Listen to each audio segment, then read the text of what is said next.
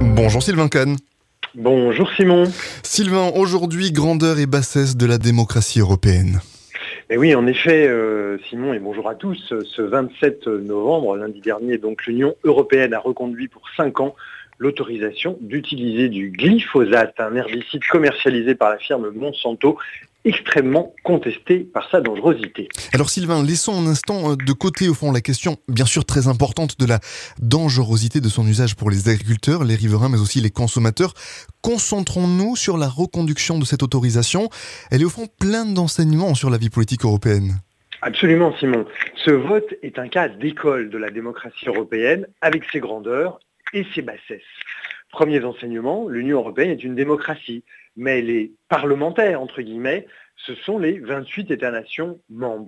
À l'issue de 2 années de débat, une majorité qualifiée d'États a voté pour 5 années de glyphosate de plus.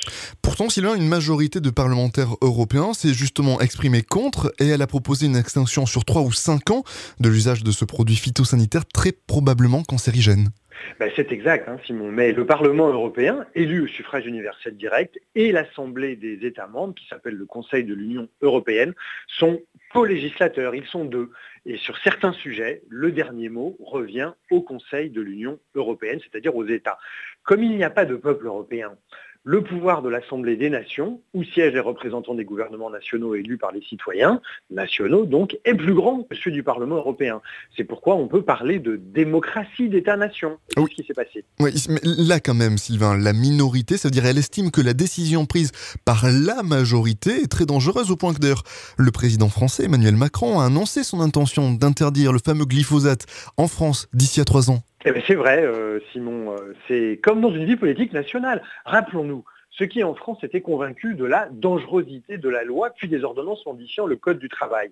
Eh bien, ceux-là, ils ont poursuivi le débat et leur opposition, même après la fin des débats et l'adoption des textes. Alors, si la France trouve le moyen d'interdire le glyphosate sur son seul territoire, tout en respectant la loi européenne qu'elle coproduit depuis 70 ans avec les autres États membres, eh bien on pourrait dire que cela ferait partie du jeu démocratique.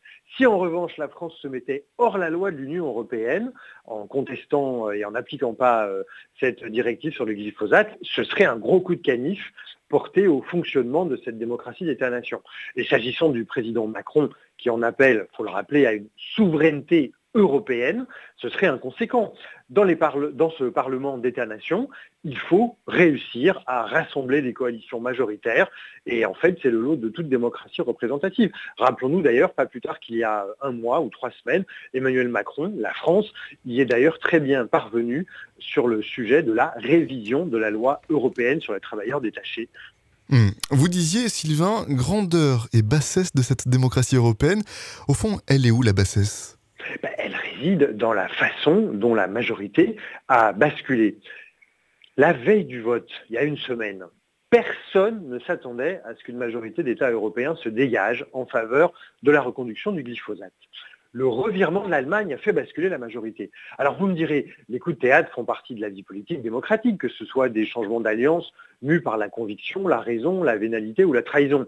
Qu'est-ce qui s'est passé ? Ici, le ministre de l'Agriculture du gouvernement allemand, Christian Schmitt, s'est affranchi de la collégialité gouvernementale de son pays. Était-ce par conviction ? Était-ce par vénalité ? On sait bien que dans la plupart des États d'Europe, les ministres de l'Agriculture, d'une part, et de l'Environnement ou de l'Écologie, d'autre part, s'opposent sur tous les sujets. Mais là, le chef du gouvernement, Angela Merkel, n'a pas vu venir cette trahison. C'est-à-dire, Sylvain ? Depuis les élections législatives de septembre dernier en Allemagne, Angela Merkel est avant tout chargée de gérer les affaires courantes. C'est un gouvernement sortant. Elle tente de mettre sur pied une nouvelle coalition pour 4 ans et actuellement elle le fait, elle essaye, en tous les cas elle discute avec les sociaux-démocrates. Eh bien le ministre allemand de l'Agriculture en a profité pour voter, comme le lui demandaient les représentants des mondes agricoles et industriels d'Allemagne. Alors au passage, pour les agriculteurs et les industriels français et européens, ce revirement a été une divine surprise. Mais donc, c'est bien un coup bas que fait Christian Schmitt, et il le fait pour une deuxième raison.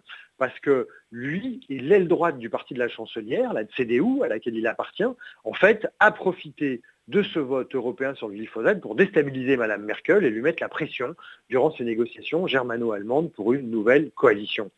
Moralité, dans l'UE, comme dans les États-nations, la démocratie et la santé des citoyens sont à la merci des mesquines luttes de pouvoir.